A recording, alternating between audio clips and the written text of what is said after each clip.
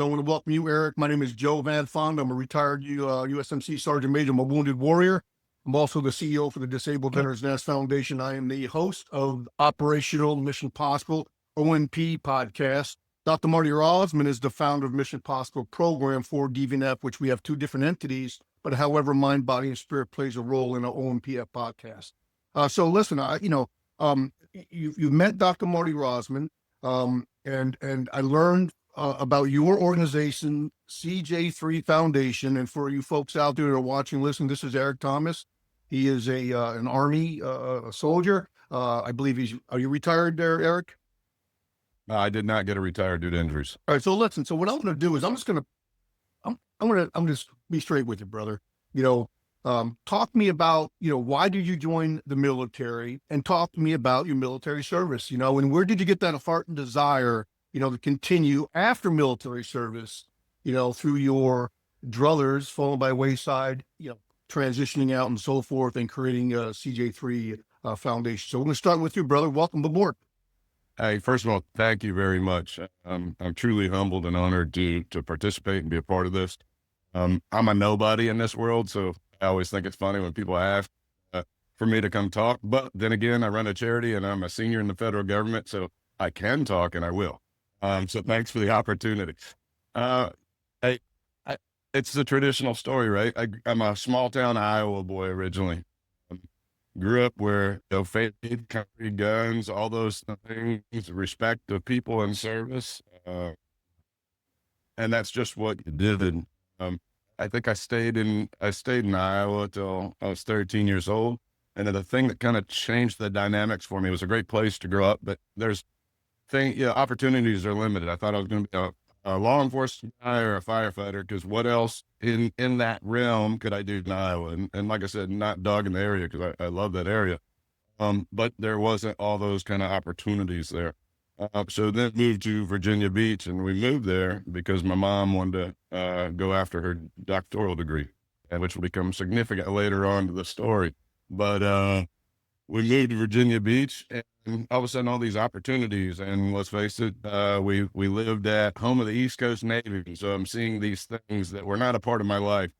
And you combine that with my love of service and military and all those things. I grew up, my dad was a Navy Vietnam era veteran. We watched all things Vietnam movies and war, and I read books, and I just fell in love, and I was enamored by that culture and the idea of service. And so I got through high school there. I played baseball and all that. And I loved to work. It didn't matter what it was. Since I've been 13 years old, I've had multiple jobs. It didn't matter. And I like to learn. So I like to experience new things and do odd jobs, and, kind of like the Mike Rowe thing, dirty jobs and those things. I love to get my hands on things and learn. And so I've been working since I was 13 years old. I graduated high school in 1994. I'll admit I did not like school, but I did well. I thought it was easy once you figure out the process. I was on the dean's list and all that, and I had an academic ride to college, and I started doing it and realized that I didn't have the patience or desire to be there. And so probably made my mom and dad angry at the time, but dropped out of school. And I was doing lifeguard, security guard, volunteer firefighter. So still kind of doing that service I've always been in service oriented type jobs, but just didn't know where that would take me at the time. And then in 96, we found out my fiance at the time was pregnant, and those things weren't paying the bills. And so it was kind of the motivation I needed, that I wanted to join the military. What better reason? And I'm pretty impulsive anyway. And so once I found that out, I went to the recruiter, signed up. I came home, told mom and dad, hey, I leave. This was about February. I leave in April. I'm going to be a cavalry scout in the Army. Like, what just happened? And then that's where the whirlwind kind of started. And so I went from Norfolk, Virginia, joined the Army, and April of 96, I was on my way to Fort Knox for basic training to become a cavalry scout. Absolutely. So how old were you at the time? I think about 19 at that time, because I'm like 2 years out of school and trying to find my way, and nothing was scratching the edge. So when you got into the military, did you find, how long did it take you to find your self-worth, knowing that you became that overachiever? Because I know you were an overachiever in the military, because you moved up, you became was it a sergeant first class and so forth, right? So how did you grow from being that private to sergeant first class in the cavalry? So things I've loved since the beginning. It was seen in sports and all. I didn't know it at the time. Looking back, I loved leadership and wanted to learn all things about that. And I read all kinds of leadership biographies and all those kind of things. At the time, it was just more, I was just interested. I didn't realize what it was developing. And like I said, I loved to work. So I grew up, we didn't have a ton of money growing up in small town Iowa. I was a hard worker. I grew up that way. I grew up around a lot of people that were that way. And so applying those two things in the military, I found my people. I found my place, right? That just made sense. When I got there, I was always that kid. I wouldn't have stood the idea of somebody yelling at me and getting in my face. But I knew the day I got there, I found my people. This is what I'm supposed to do. And I absolutely loved the uniform in every facet of it. I didn't care. The fact I was wearing it, the amount of pride I had, I knew from day one that that was it. So I got there, got through that, had no issues, loved doing that. But what I realized is this was pre-OIF, OEF, and all that stuff. We weren't really doing a lot of fighting back then. Most of our cavalry scout folks were retiring and getting out and doing security guard jobs and things like that. This was before a lot of these big security contracts and things like that were doing. Absolutely. I didn't want one of those jobs when I got out. I couldn't go from, that's great if you want it, and no issues, right? But that wasn't for me. I wanted something, I wanted a purpose once I got out. And I'm afraid that had I stayed that route, I wouldn't have had one. And so I was at E5 school. This guy showed up, E5 school, with a suitcase and a suit. And I'm like, what soldier does this? Well, come to find he was a counterintelligence special agent, and he never messed with military gear. And so when he showed up, he asked me, I went up and asked him, I said, hey, what is it you do? What is it? He said, man, if you show me how to put together my equipment for this school, I will tell you all about it. He told me all about it. And less than a year afterwards, I applied and became a counterintelligence special agent, which then carried me throughout my military career and on into my federal career.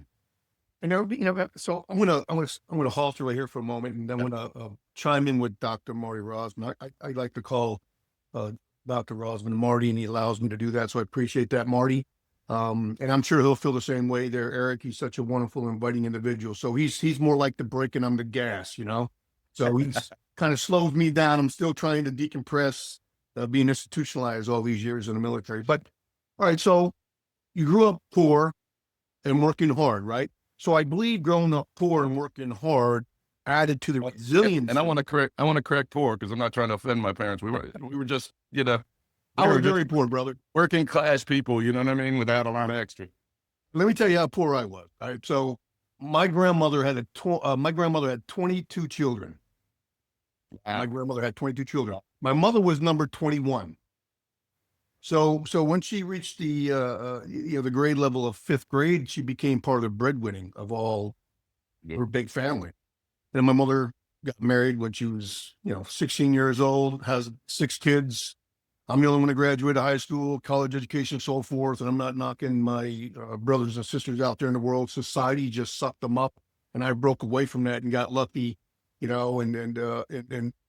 joined the Marine Corps when I was a young lad, and and that helped develop me. And the military kind of like they showed me what my self-worth was. I didn't know how smart I was. I'm not saying I am, but I didn't know that I can retain information, I can solve problems and work strategy and hit short, long-term goals until the Marine Corps taught me that. And I became, and it was me. I loved it. It was systematic. I was structured. The moral compass they give you, the values that I didn't have on the streets and so forth. So I believe that the struggle, Marty, the struggle of me growing up, just like the struggles of you growing up, trying to find your way in your mission, helped build that resiliency line. So when you did join the military, they actually filled in the gap of what you were looking for pretty much and needed in your life, just like the military and that strengthen our resiliency line move forward. So the reason why I bring this up, Dr. Marty Rossman, is because suicide is so high in the military, number one. All right. And I was a Marine drill instructor. I have recruits wanting to kill themselves because we're pushing them. Are you kidding me? They can't problem solve. So what's your thought on that, Marty, in terms of, and I know you don't know the military populace in terms, I know that Eric does, and we've been through that, and we see it now because we work with veterans, but the suicide rate is very high. Only the numbers that are being captured are just minute to the real numbers out there. You know that, Eric, of what's registered with the Veterans Administration, what's not. Same thing with first responders, and the rate of suicide is very high. I wanted to get your thought on resiliency, Marty, as well as, my resiliency line where it started, as well as Eric's. And what's your thought on that? Because I know you work mind, body, and spirit, to help us, with those alarms that happens, those life challenges, Marty. I know you do very well working us through those things. So, but what's your thought on Eric's resiliency line, on how he started out in terms of growing up and being a hard worker, trying to find his space in life? Well, there's that famous line from Nietzsche, what doesn't kill you makes you stronger. And so if you get to the place where you guys got coming out of your childhoods with its various challenges, and, growing up is a challenge, but some of them are a lot softer. Mine was certainly a lot softer. I had a lot more resources, and yet it still is very demanding, and you have to be, the further you get, the more resilience you obviously had built into you. What we do, Joe, with Mission Possible, which is a free program that you offer through DVNF, is we basically teach resiliency skills. We teach stress management skills, planning skills, action planning skills, deep relaxation skills, being able to examine, to kind of look under the hood of your own mind and see what's working for you and what would be better weeded out of your mental garden, and teach people how to do that. And those things are very useful if you grab onto them and you spend some time with them and you choose to do it. But as you know, Joe, and something I've asked all of our guests who are highly resilient people, and all of whom have come back from trauma of a level that most people do not experience. And certainly the military gives you opportunities to experience that kind of trauma. What I'm always wondering is, I don't know where the inherent resiliency comes from. Some of it may come from having tougher challenges as a child and getting your street smarts and learning to use them, and from your family, from your neighborhood, from wherever. I think people have a different. Well, what I know how to do is help to teach people skills that can build resiliency and go on from here. How they got here, that's why we're interviewing people like Eric. How did you get there? And we're hoping, Eric, you would tell a bit about after you joined and you got into your counterintelligence, what was the thing that really changed your life? There's usually an event that kind of blows up who you are and what you've already been doing. And how did you come to a place where you grabbed on and decided to do something that was going to be of benefit to your fellow man? So it's interesting. So I don't know if there was one single time, right? So like I said, joining the military, the thing I really enjoyed about it was you learn your capabilities. You learn, your brain will tell you you're done here, and you realize I can go much farther than what my brain's telling me, right? Much farther than you can go beyond your comfort zone. I loved about, I joined Combat Arms because I wanted to go do neat things and test my mettle as we military. Right? I wanted to go out there and see what I was capable of. And I kept pushing it. And then you get into the counterintelligence side, and I went from operating as a team to operating as an individual, and it's all on you then. Then it tests your specific, not leadership at that point, it's your specific capabilities, because it's you and your mission alone, right? And so there's nobody to blame anything on. It's all you. There were a couple key deployments I had that completely tested my mettle.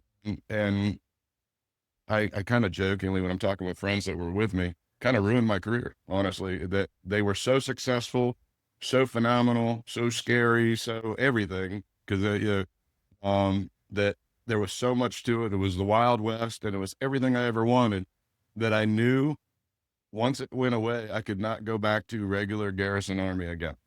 I couldn't go back and play that again because it felt worthless. It felt there was no purpose in it.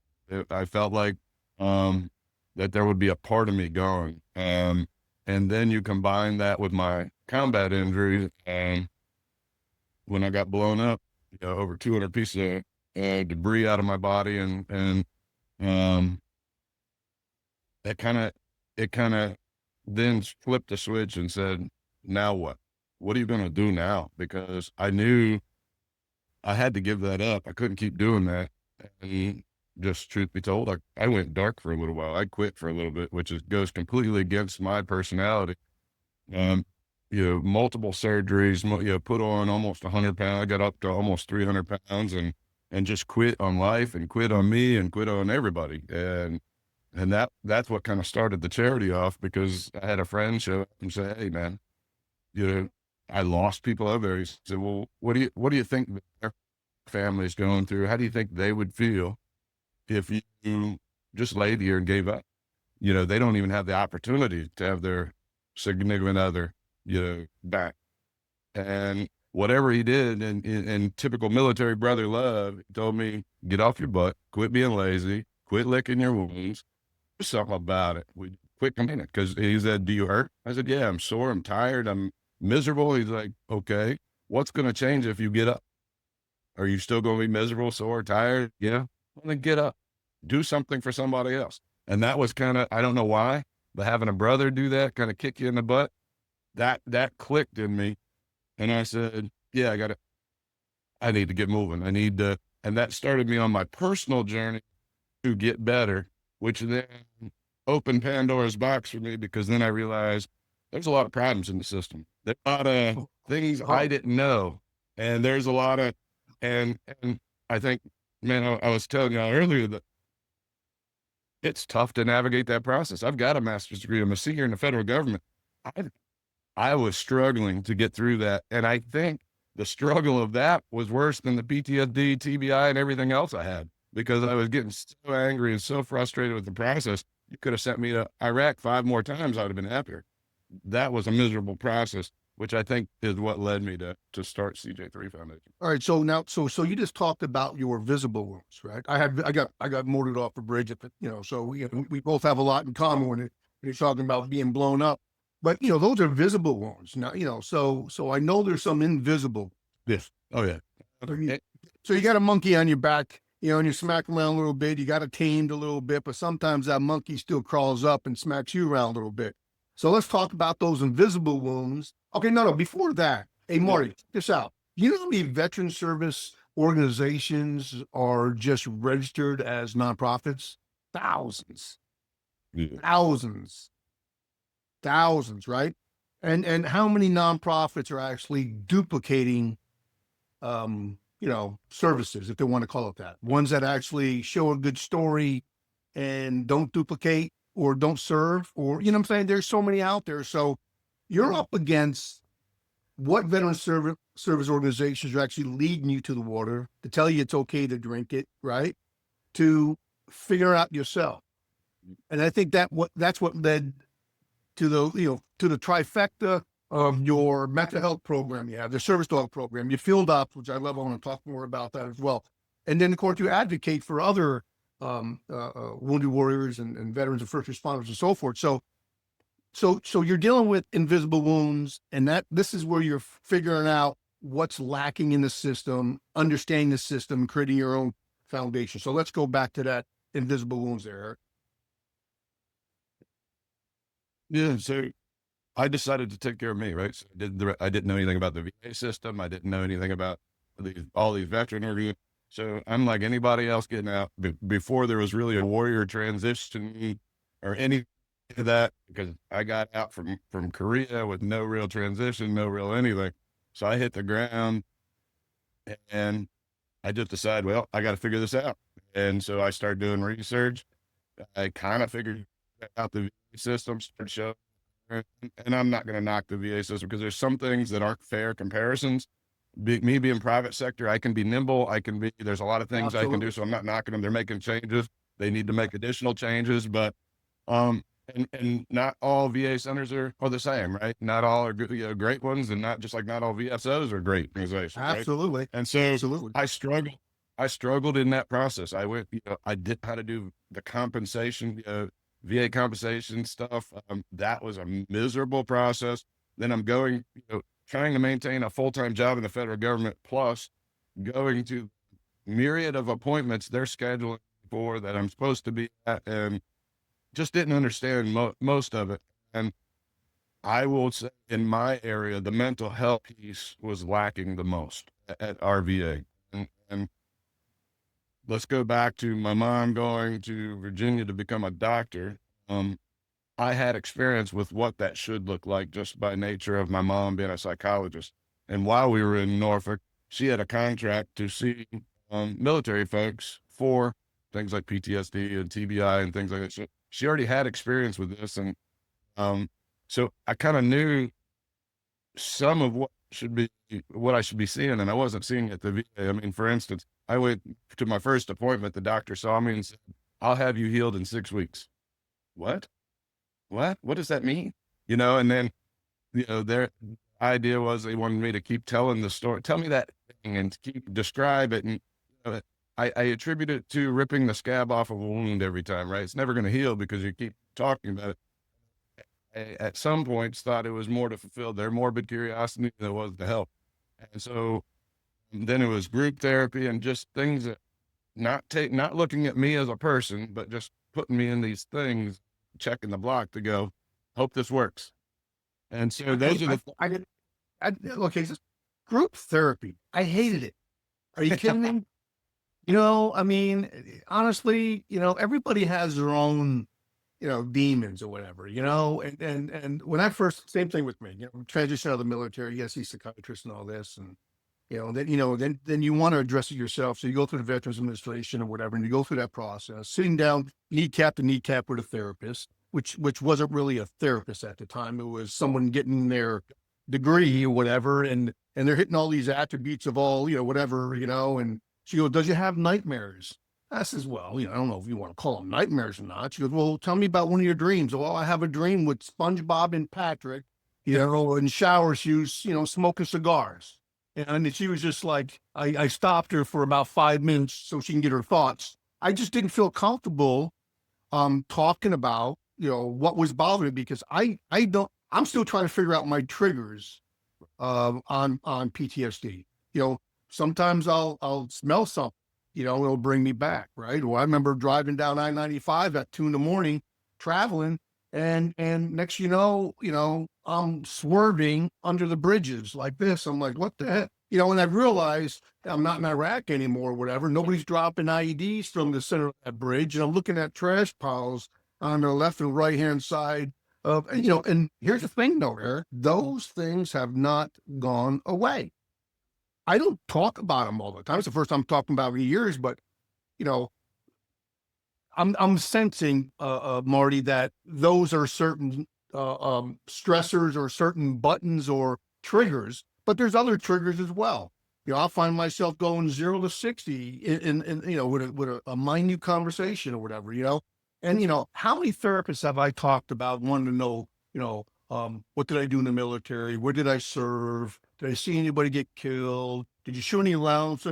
So are they looking for the triggers, Marty? I don't know. I just never got nothing from a therapist, tell you the truth.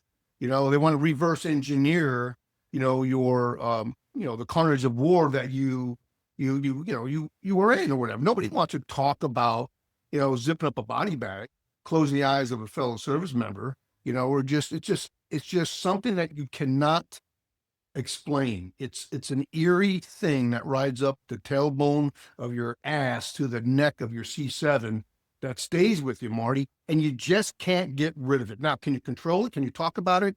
Maybe I can sit there and have a beer with you, Eric, and we're going to learn each other. And I know I'll understand you because we stomp ground.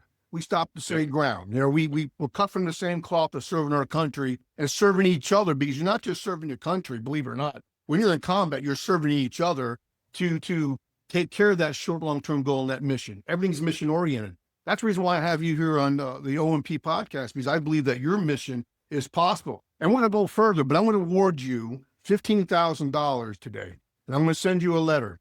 And that $15,000 is going to be for you, Eric, to fulfill some of the programs you need. But I'm going to do something better than that. I like the field ops. I'm going to fund a full field op. Not the one deer hunting and all that. You and I are going to create a field op together. And we're going to fund that field op. And guess what? It's going to be badass. Well, right? I'm going to fund it 100%. And we're going to be created together. And we're going to come together as two organizations. I don't care what state we go to. But you and I are going to build a badass operation, mission possible together. And I'm going to fund it. And it's going to be awesome. So that's something that we'll talk about a little bit later. Now, is that motivating to what, brother? Let's go, Joe. Let's do it. And you know what? You know, how many nonprofit foundations, right, bring other organizations on their like-minded that are butts in their tail, heart and desire, leading by example, trying to make an impact in our veteran community? Not many. So that's the reason why we have OMP, because I want to fund organizations like you that have that heart and desire, and I can see it. You know, so I know I got on a tangent and all that, and I'm excited that I love the mission. I love the value you bring to it. You know, and I want to have your mom on OMP as well, because I will love to get Marty and your mom together talking, because I know they can, you know, they can scramble my eggs probably a little bit. And, but yes, I'm just pumped up about it. And, you know, let's go to PTSD. Is PTSD real? Are we asking the doc? I'll let him answer that one. I'm asking you, Eric. Doc knows the answer. Is it real? Yes. And you know what? Took a long time for me to acknowledge it. They made us scared of that word. I didn't want to acknowledge it. I had a clearance. I had a gun and a badge. They made us scared of it, right? It was punishable by getting relieved. You admitted to having it. It took us a long time to get through that. I just found out some of the people we support, some of the fire departments we support, because we support firefighters with PTSD. And I'm going to the fire chief saying, we can help them and put them back on the job. Why would you leave all those years of experience and all that? We can help. We can't make them better, but we can, we can't heal them. We can make them better and get them back to the job. And that way you're not losing all that experience, because then, what brought me to this problem was they said they had a suicide issue. And when I delved into it, it was people getting relief with PTSD that they got from the job, from carrying a burning baby out or whatever else. And then the job was letting them go, and they're wondering why they're killing themselves. Well, you just took their motivation, their purpose, their everything away. Let's go back to executive principles. Well, not suicide. The problem was, how do we fix this? You got guys getting relieved for PTSD. We can help them and get them back on the job. Well, the government and the feds and all that, the military, whatever, they still operate, Marty, on the no defect mentality. Here's an example. If I'm driving on Camp Lejeune, another military base, and I drive 5 miles over the speed limit, I'm a sergeant major, whatever, I'll lose my driving privileges on base for 90 days or whatever the case is. I mean, it's almost like a threat or whatever the case is. We wonder why we have so many service members are buying motorcycles and putting them in storage facilities outside, because they throw procedures and policies and all that bureaucracy on top. Of course they want to fight the power, right? Same thing in the military. If you have any kind of a mental issue, you're having a life challenge, right? And maybe the negative attributes of serving in the military are a contributor to that. And I know you and I spoke about that more in past episodes. What are we doing to fulfill that? What are we doing to work through? You know what we do? We take their weapon from them, take the security clearance, put them in an administrative position, and we move on to the next number of that service member and continue to empower them to be, that warrior and go out there and stomp the ground. Sound familiar, Eric? It does. So they just train you to hide stuff. Pardon me? Train to hide it. So just hide the theories. put them, you don't talk about them, you don't discuss them, right? You just push it behind you and embrace in the your pack. suck, right? And keep moving forward. Absolutely. After you put it in your pack and you move forward, Motrin, change your socks, drink water. Bam. I can speak for the Marine Corps. I'm not going to speak for the Marine Corps, but heck, matter of fact, I flew to Nevada, Vegas on a Smile Con. Henry Schein donated, and the ADA Foundation donated to our Health and Comfort program. We did a pack out. And matter of fact, I have staff members who are actually in LA on the 5th and 6th, Dr. Marty, grab and go event serving 1,000 veterans. 700 veterans will be served at the administration, at the VA administration there in LA. And then we have another 300 that's going to be served the following day at a transitional service organization for homeless veterans who are seeking housing. Right. So, but here I'm going through the airport and, I give my driver's license. It doesn't have the star in it. I don't have a passport with me, whatever. And they're like, hey, man, you got until May 7th to get a real ID. I says, okay, here, how about this? Bam. I gave my retired Marine Corps Sergeant Major. Oh, no. This ain't gonna do it. Are you kidding me? It doesn't get any realer than that. I'm sitting there and I'm losing patience, Marty, because these individuals are, how real are you going to get? So and little things like that bothers me because I put so much life into serving our country, serving our each other, our brothers and sisters, and little things. When I don't see the teamwork, I don't see the respect, I don't see the kindness. I think I get more angry when I don't see the kindness. When I see somebody being pissed off at another individual and they can't communicate about it, that bothers me. That triggers. That's a trigger to me. It bothers me when I don't see kindness in people these days. It just bothers me. When I was in the military, yeah, we have a cycle of operation, but believe it or not, we're kind in our own way. We have our own language. We have our own language. Come on, Eric, we really do. So I just went out on a tantrum right now because my military ID card at the time, and I flew back last night, was not good enough. And I got till May 7th to get a real ID card or whatever. I just don't understand it. I think we can operate in our country, in society, if we all practice kindness. Respect. It starts with respect. Respect is a big deal. Respect and accountability. If we exercise those two words, I think we go along. Yeah, it'd be nice to have a model for that at the top of the government. But I'd love to sit around and smoke a cigar with both you guys and hear more about it, because it's a culture and a mindset that even though I did not serve in the military, it's a culture and a mindset that has always fascinated me. It's something I have read about, fantasized about, watched the movies about, talked to patients of mine that are in the military. What makes a person willing to go out there and risk their lives? What makes a person willing to go out there and take a life? I know that it has to do at the basic level with brotherhood. It has to do with the willingness to serve and the desire to protect something, to protect others. And I have ultimate respect for it. I grew up in, I was of military age, draftable age in Vietnam, but I became a conscientious objector because I objected to the Vietnam War. I would have gone to World War II. I probably would have been iffy about Korea, but that's none of your business. But not Vietnam for a lot of reasons. And my medical director wrote a letter for me to the draft board. I was number 1 on the draft board in Michigan for 2 straight years. Because I was the youngest doctor, and they took from the youngest up. And he said, Dr. Rossman has a beard down in the middle of his chest and hair down in the middle of his back.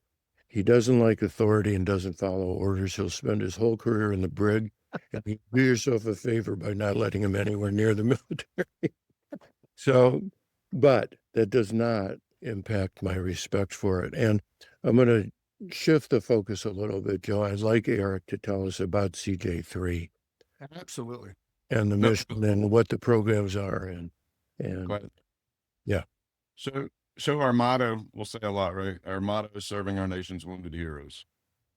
It was important to me because, like I said, I've been law enforcement, I've been a firefighter, I've been military, I was an EMT. So at the end of the day, all those groups are underserved, and a lot of them experience the same hardships. Um, and truthfully, for some of those other groups, there's less services available than there are for veterans. And so my son is an MP in the Army, so he has 2 of those covered. And so it was important for me to capture all those. So the wounded heroes we serve, wounded, disabled, military veterans, law enforcement, firefighters, and first responders. That's what we serve. And we basically do it through 4 initiatives. It started out as 3, because one of the things I wanted to, these all became personal, right, during my process through. I didn't want to start a charity when I first started this thing. I wanted to get on board with one and help out. And truthfully, I wanted to do that so I could leave whenever I felt like it and not continue, because I didn't want to be tied into it. And if you asked me to go through it all over again, I probably wouldn't, because man, to run a charity, first of all, I'll tell you, it's the hard. I've got a master's in leadership, and I'm a leader in the federal government, and I've been a leader all throughout my military career. Leading a charity is the hardest thing you ever have to do, especially considering, just full disclosure, and hopefully, Joe, this makes you happy. Nobody on our charity gets paid anything. We do that. We are all a volunteer force. So, there's a lot of people, not many people can say what I say. 90% of every dollar goes back out to directly support what we're doing, because we do not have infrastructure. We do not have, my goal, I don't want to get rich off the backs of the people we're serving, right? And so Absolutely. I do not pay for what we're doing. So we started this thing, and it originally it had the first 3 field ops got added last. So the first one is advocacy. And if you'll indulge me, if you wouldn't mind, I'll talk a little bit about what that means to us, and kind of what we do with that. Advocacy kind of comes in a bunch of different forms. It's a pretty generic term, but one of the things I do is I'm up on the hill trying to change policy and legislation for those groups. I'll give you for instance. There was an act called the Pause, and it became the Saves Act. And bottom line, it was about the VA providing money to veteran service organizations to provide service dogs. Well, it's a good act, but in their infinite wisdom, the way they wrote it, they wrote it out to where over half the canine organizations across the United States were not eligible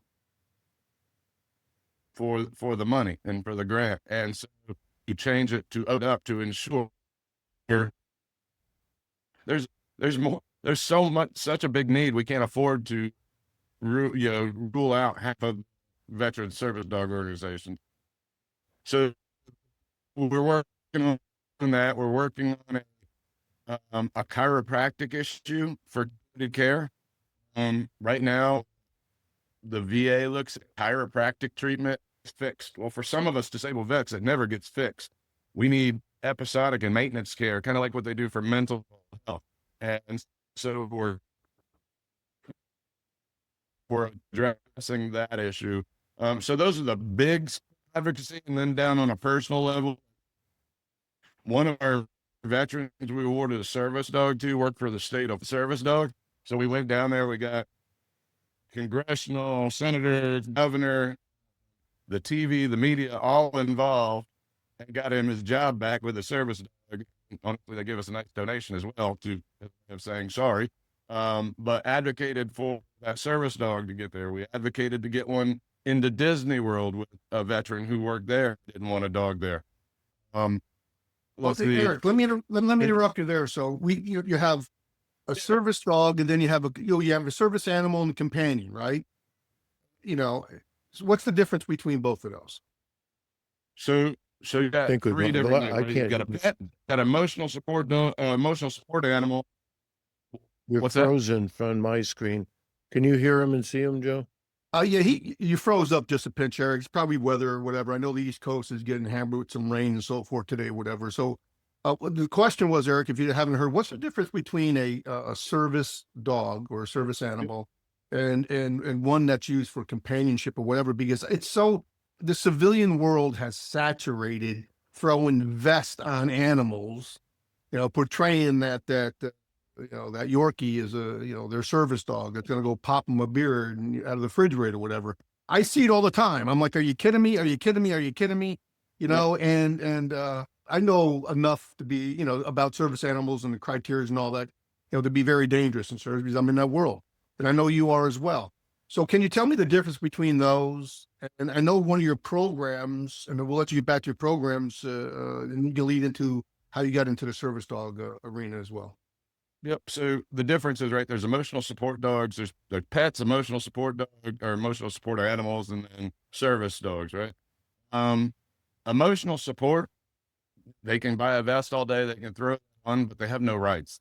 The bottom line is a restaurant, anybody can realistically, that's a sign saying it's there for the person. It's there to emotionally support, which I'll argue, isn't that what all pets are for? They're emotional Absolutely. support. However, you're just advertising with a branding on it, but they don't come with any rights. A restaurant don't have to allow them. A business does not have to allow them. Now I have a service dog. His name's Havoc. He's a Belgian Malinois. He comes with rights by ADA and by federal law protects him. And honestly, there's a lot of places he has more rights to me than I do. That's how protected they are. And so the issue comes down to, you'll hear people, oh, I got the certification card. Well, one doesn't exist. And so, you're authorized as a business to ask two questions. Is that a service dog, and what does it help you with? You can ask them. If they're willing to throw a list on it and willing to go that, they're probably willing to lie to you too, right? So a lot of people think there should be a license. My only fear with that is getting the federal government involved. That could even service dogs are getting restricted from. About the only place a service dog can't go is somewhere where it affects the health and wellness. In other words, like if I was a cook at a restaurant, I probably can't get a reasonable accommodation to have a service dog because it shouldn't be in the kitchen. Or if it's a safety and hazard thing, if I work in a chemical plant, you shouldn't have a service dog. Right? Other than that, my dog is all the right. He travels with me. He's up at the White House with me. He's all over the place. So your service dog, so that's one of the areas that you found that well, first of all, PTSD, anxiety, all those negative attributes that can lead up to PTSD is an umbrella of those negative things that I know that Marty can talk to or whatever. But that gave you the idea of like, okay, I'm gonna line up a couple kennels or whatever. I'm gonna build some relationships right there. Let's find out the cost of training, the cost of veterinarian bills, and then of course you have to place it. Yep. Right. So it's like riding a horse, you just don't jump on a horse and ride. You got to build that relationship and trust with, right? So here you are, going through that process saying, well, I can do it better. That's your mindset. Or I can do it more conveniently. It's all based on funding as well, right? You move as fast as you're funding because the area of veterans wanting a service dog, it's so saturated. And then you have to decipher, okay, you want one, but do you need one, right? That's the hard part. Atashi, absolutely. All right. So let's talk about, why did you want a service dog program for CJ3? So I didn't originally know what they did for, so I went to I was stamped non-compliant by mental health. And the lady said, I think you need a service dog. Do you like dogs? I like dogs. She said, well, I'm prescribing you a service dog. I said, okay. What window do I go pick that dog up at? And she's like, oh no, you got to go find it. I'm like, what? So then I had to do all the research, and I did find a great organization to give me the dog. And I did. My only issue, and this is not a hit on them, it just isn't their thing, right? There was no follow. I got a dog and I never saw him again. I was like, and if you know anything about a Belgian Malinois, you gave me a fur missile on top of that. You gave me a loaded weapon and didn't give me any instructions or follow up with it and stuck me in a foxhole and said, have a good life. There were just some things I thought that could be done better. And I'm very appreciative. I love dog and it's a phenomenal dog. And they did. So I started researching how to make this work. Because I have a dog, it kind of ingratiated me into some of the communities and kennels. And because I was running a charity, there were people that called me and said, hey, we want to help. Can we get involved? Well, we have a kennel down in Georgia and a kennel in Illinois. The key for me to save money is why recreate if I'm not the subject matter expert, mind you, I'm never the smartest guy in the room. I surround myself with smart people. Don't create the ability to utilize our resources. We had kennels coming on board that want to be partners. And so I pay for their services. They give us discounted services. and they're professional kennels already. So I don't need to maintain all those certifications. I don't need to do it. I don't need to raise dogs, house them, do all those incur all those other costs. They're doing that already. So, what we ended up building was a program where, to your point, you know how many calls a day I get? I want a dog. I'm like, that's great. There's this cool thing in your state called a dog pound. You can go down there and pick out any dog you want. It's great. You can, we have required all people to go through our mental health process first before we even consider them for a dog. Why? Because one, I got you, right? You have to, because all of us, we're going to shy away from mental health. But if you want a dog, you're going to do it. Even if you're doing it because you want that dog, I got you now, because now you're going through my program. But we require it. It also makes you a better handler long run. So if we can take care of all this, you and that dog are going to do better together. And that dog, a lot of people think the dog is a healing. It's a tool. It's not the only thing. It's a tool. You got to use the other tools along with that dog to make the whole package work. And so, so we pair up dogs. When we find out, our doctors go, yeah, we think this is a good candidate. Our board says this is a good candidate. We look at lifestyle, personality, all those things of that veteran. It's not, I'm next on the OML, this is the next dog. That's a recipe for disaster, because. So is that one of the reasons why they didn't pair you up with a Maltese? Is that what happened? Yeah, so we pair them up by lifestyle and personality, right? We've given a couple SEALs dogs.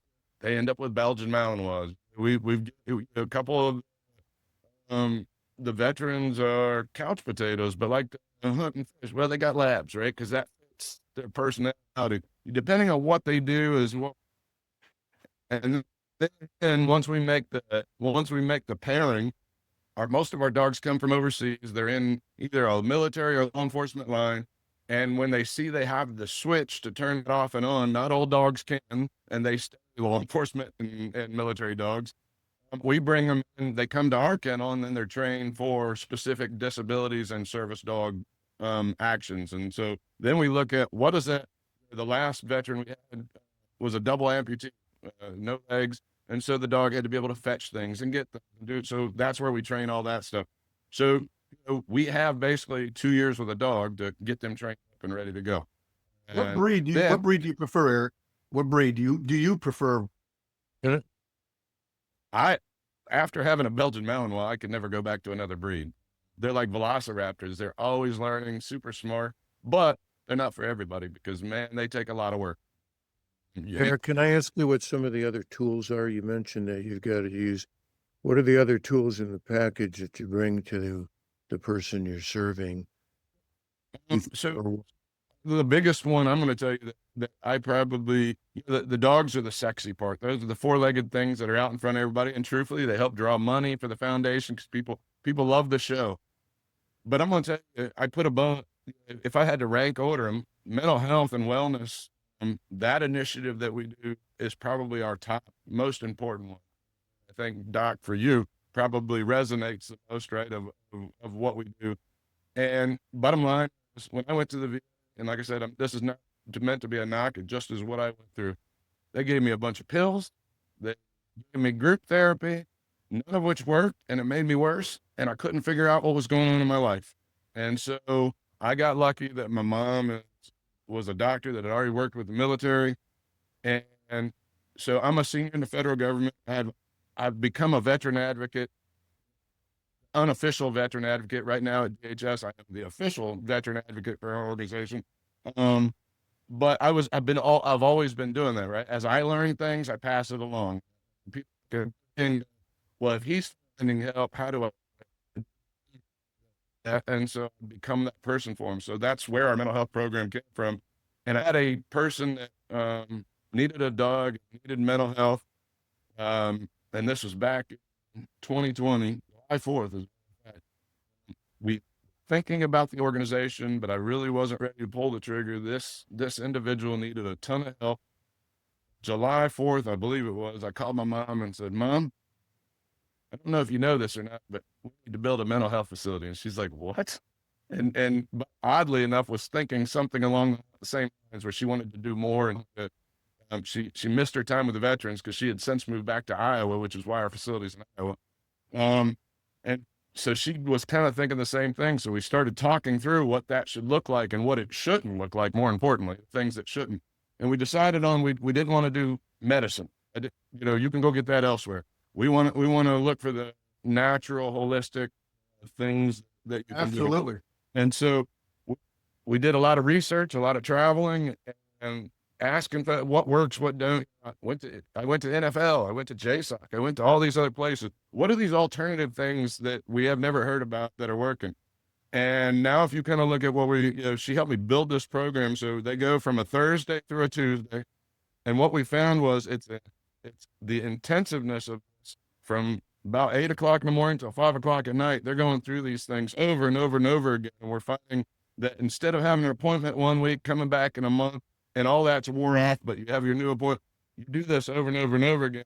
We're changing lives and changing. They're overcoming PTSD and TBI effects, and they're all these other issues, burn pit issues and things like that. It's overcoming some of these things, and I'll get into some of it is witch doctory to me, even though I know what they are and I know the science behind them. Some of them I still can't believe the results I see out of them every time. But, for instance, one of the things we do is, I'm not going to even try to pronounce the first word, Doc, because I don't know, but neurofeedback. Bottom line is, Right. We put these, what's that? Yeah. Neurofeedback. Yeah, we put these sensors on their head. It maps out the brain, and you use low frequency to try to find the broken areas, whether it's a broken area due to an explosion, TBI, PTSD. And what it does is it tries to get your brain's a muscle. It tries to get your brain to heal itself. And if it can't, to find another route for those signals to go through. And so they'll get on that. Is it lens What's that? biofeedback? Is it called lens biofeedback? Called Low intent- electroencephalitis, something like that. Okay. I just call it neurofeedback. That's what I call it. Yeah. Sounds good to me. I got a question for you since Yeah. we're near out. It sounds like your mom's a genius and you too, and that's a perfect thing to do. So you're taking people, you're giving them a place to live, but you're running them through repetitively these processes that you've determined, which is a great thing, because that's something. I don't know if you've had a chance to look at our Mission Possible program. Yeah. Yeah, and so using some of those skills, deep relaxation, Yep. guided imagery, problem solving, those kinds of things. That's fantastic, because to get somebody in a place where they do them repetitively, that's a key. That's one thing that we can't do, Joe, and that's a great thing, because I'm sure your mom knows, I'm sure you know, there was a lot of work on something called learned helplessness, which is when any animal, including humans, gets in a situation where they feel they can't do anything to make it better. And they did all this research with dogs, and they put a dog in a cage and they shocked it at random. And the dog became very depressed and just started laying on the bottom of the cage. It wouldn't move. It wouldn't move for food. It wouldn't move for sex. It wouldn't move for any reason. And then they took the top off the cage and the dog could jump out of the cage, but it would still lay there and it wouldn't move. And they tried all this stuff. And finally they found the thing that would help the dog. They picked it up by the rough scuff of its neck and they took it out of the cage. And then they put it back in the cage and the dog jumped out of the cage. So once it knew that it could jump out of the cage, it jumped out of the cage and all the signs of depression went away. It became interested in food and sex. So you're kind of doing that, taking somebody, putting them in a place where they not only can learn these skills and learn that there are things they can do to help themselves, but they actually get to do it, and it's reinforced and it's repeated. That's a fantastic thing that you're doing. Fantastic. Yep. Absolutely. And Eric, we have 5 minutes or so left or so forth, and I know Dr. Marty Rossman he has to move on in his practice, but I'm willing to stick around for a few more minutes following that, if you don't mind. I want to hear about field ops. Okay. So you created field ops. Can you explain, summarize what is field ops, and what do you think the veterans get out of it? Because I know you get something out of each one of these program attributes in your foundation are, I think they're core pillars of that's keeping you alive, probably still is what I'm thinking. Yep. So that's our newest one. I had no intent of growing, but through our partnerships, their support, it grew. They helped emphasize the need and gave me the resources to do it. For instance, a buddy of mine was running a hunt, and it was kind of stagnant. And so the idea was, let's make it part of the CJ3 Foundation, kind of like what you did with your organization, right? And let's grow this thing and turn it, because I saw potential in it. And then a partner organization gave us, almost $100,000 worth of weapons and said, yeah, we want on board. You're going to start taking these wounded heroes out and doing that stuff. And so that kind of spawned off on, then we had a race organization come, hey, we want you to take wounded heroes out on the track. And so we talked about what that could do and what it would look like. And so we've started some of that. So that kind of is what led ops. And so what does it do other than, my fear is the ops look like, oh, it's just a bunch of veteran organizations, once again, having fun. Right. And yeah, it's fun. Don't get me wrong. I love getting out on the deck. I love, taking these heroes out and watching them drop a whitetail deer and watching them. If you think about it, let's just take the hunting experience for a minute. For a lot of these individuals, they haven't touched a weapon since maybe they took a life in Iraq. I watched the emotional experience of this person in a deer hunt. Can't pull the trigger with a big deer right in front of him. I'll pull the trigger and is in tears. And we'll sit there and go, hey, it's okay. Do us a favor. Get your iPhone out. Let's start squeezing the trigger on the camera, and let's appreciate where we're at. Let's appreciate. And then the next time when it happened again, I watched that same individual. Then they overcame that, pulled the trigger, cried out of joy, out of little fear, a little everything, just, it let loose the emotions, and overcame, is now hunting and doing outdoor things, because now they overcame that fear of touching a weapon again, because that weapon was a tool of death from Iraq or whatever was in their mind. It got them over that.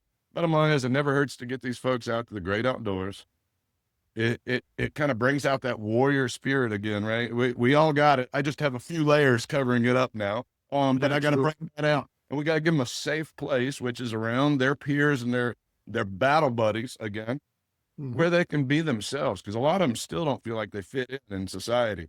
And so now that they're talking crap like you and I do, they're doing that, cutting each other down.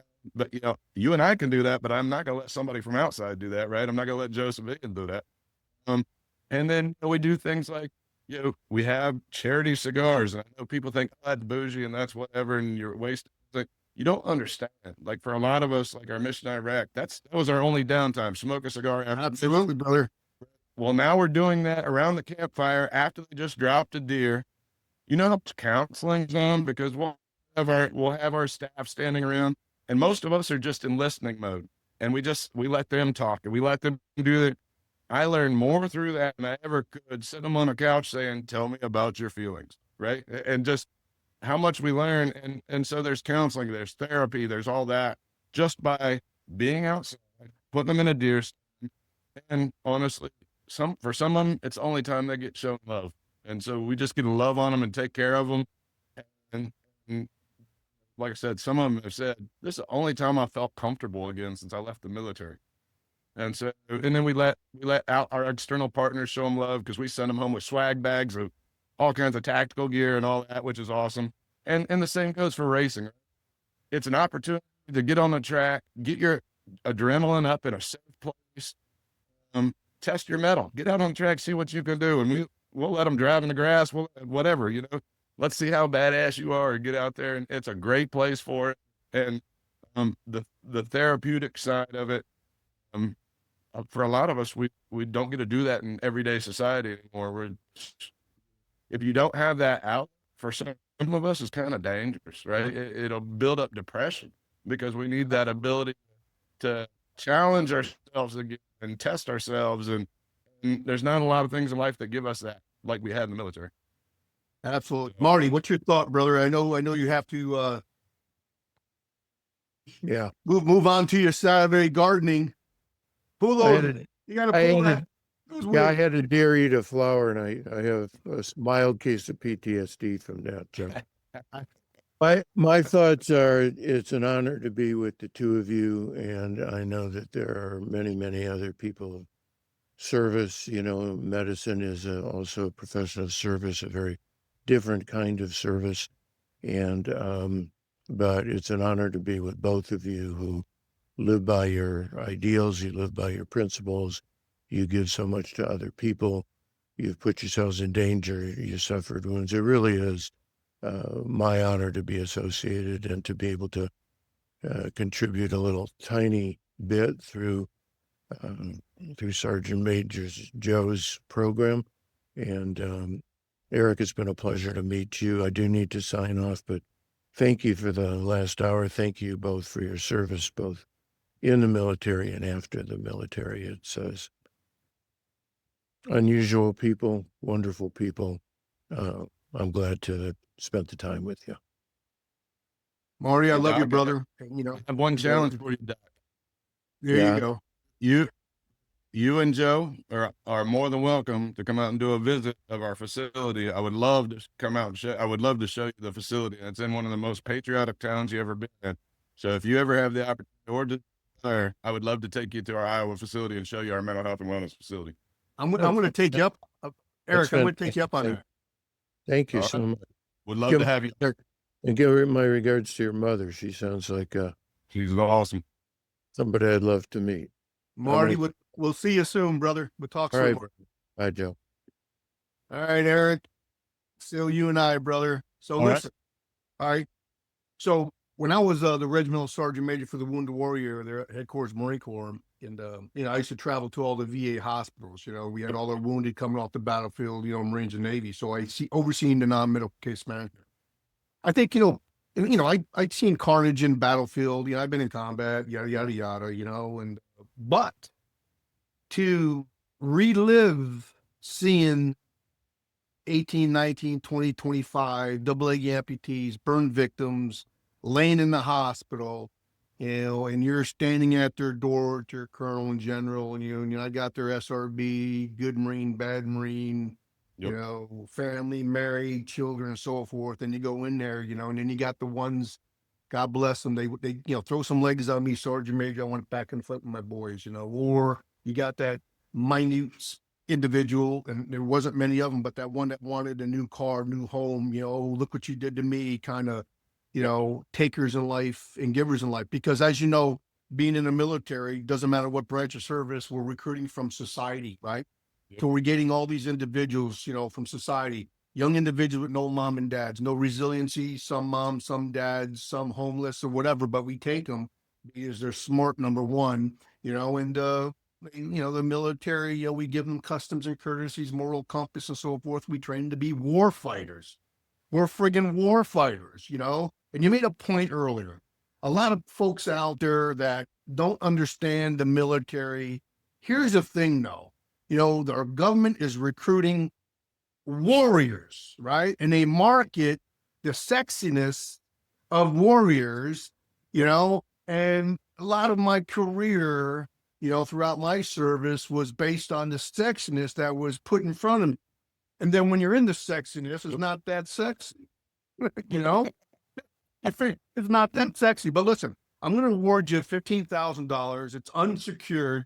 So in other words, I'm not going to restrict it. I want you to use it how you're going to use it in your organization, number one. And number two, you and I are going to build Operation Mission Possible something together. All right. You're going to take the lead, of course, because you're an expert at that, but I'm going to fund it. And I don't care what it is. We're going to do it together. We're going to do it within the next year. I know that you work, I work and so forth, but we're going to figure it out together and we're going to make it badass. We're going to make it badass together. All right. We'll do it. And Joe, I'll challenge you because you live close. Definitely anything else, like even if we can support up with cool fun dogs and whatever else, anything we can help with, you're close enough, let us know. Because brother, we here's the thing though. I'm not competing. I'm not competing. Close, right? And I'm with like-minded. Absolutely. I'm I'm not competing. See here, you got a lot of veteran nonprofits out there that feel they're in competition with Yep. other nonprofits. I'm not in it. I want to empower you, brother. I believe in your mission. I believe your mission is possible. That's the reason why we created Operation Mission Possible. I want to bring in other like-minded organizations, and I want to fund them. I want to empower them. And this is just the beginning. And I don't BS, right? Following this, you check your email. You're gonna have an award letter for $15,000, and then of course my account and so forth to have that check mailed out. We usually do it on Tuesdays, and you're local, so you'll probably get it within a week or whatever. But I'm telling you, I love what you're doing. I love your heart and desire. I love your resiliency, and I want to be associated. I want DVNF, Disabled Veterans National Foundation, to be associated with CJ3. I want to, Joe. I want to get close to you. I want to learn what you're about, Eric, and how DVNF can empower your nonprofit. Right? I may not be able to throw money at you all the time. But I got programs, I got services. We have a Veterans Food Assistance Program. You've seen what our website is. We don't mess around. We're B2B. When I took over DVNF, it was all third party. The proof of concept wasn't there. We serving veterans, but we weren't serving as many as we could. And we had to rebuild all that. And I'm proud of that. And I'm proud to partner with you. And I'm proud to have you on our OMP podcast, Eric. You and CJ3. I think you have a wonderful foundation. I know it's not what you wanted to start, but guess what? You're in it now, and if I can help you out anyway, knee deep. Absolutely, brother. Well, Absolutely. Hey, Joe, the biggest thing I'll tell you is come out, see what, I don't want it just to be words and things on a paper. If there's something you see we're doing and you want to come, you got an open invite. I'll take you to Iowa. Come see. You can see one of our events. You go down to the hut and watch that, see what it does for these people. At the end of the day, if there's something you want to do, make sure you let me know, because like I said, I'm open book. We have a platinum seal of transparency, because I want everybody, here's what we're doing. Here's what we're doing with your money. So you're welcome. Just know that. So, well, there's a lot of, as you know, in the nonprofit world, there's not, the red tape is unbelievable. You wonder why you didn't incorporate or, build LLC, it's just unbelievable, but that's okay. Transparency is key, and we're transparent individuals. I think your organization is wonderful. I tell you what, it's been an honor to have you, brother. And we're going to build a great relationship. I promise you that. I know that. I just love your drive. I'm going to get out there to see you and all, but I want you to create an outing, and we'll build that together, and I'm going to fund it. And it's going to be wonderful. I'll try to get some of my board members to recruit them to get out of their daily routine and see what relationships of foundations can do together and make that impact. Right? I call it force multiplying. Right? Empower each other. We don't fight with each other. It's empower each other. So Eric, Eric Thomas. Sergeant First Class, CJ3. I tell you what, you're the deputy. No, actually, you're the executive director and founder, actually, of the foundation. I'm so tickled that you have your mom being part of the gauntlet on processing individuals with post-traumatic stress and so forth, because she can pretty much give you the report card of the personality of that individual to align with that service dog as well. So I think that's ingenious as well. So Eric, I love your brother. I'm motivated. And I hope you are as well. Thank you so much for your time on Mission Possible. And if you know anyone that's like-minded, like our organizations, you can go on to www.dvnf.org, hit the podcast Mission Possible, and they can be a guest, and they can be awarded up to $25,000 on the podcast and possibly further the relationship. And I definitely want to do that with you and your organization. So again, Eric, thank you for being part of the OMP podcast. And I'll tell you what, I want to have you back again, but I believe that you're not going to be drinking a beverage and smoking a cigar soon, sir. That will happen. It sure will happen. Hey, All right, Semper Fi, brother. Semper Fi, take care of yourself. Yep. Thank you very much.